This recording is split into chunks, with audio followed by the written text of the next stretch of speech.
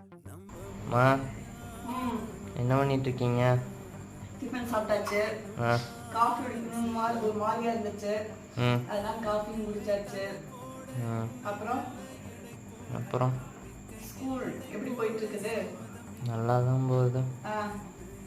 எல்லா கிளாஸ் எடுக்க ஆரம்பிச்சிட்டாங்களா? போர்ஷன்ஸ்லாம் போயிட்டு இருக்கா?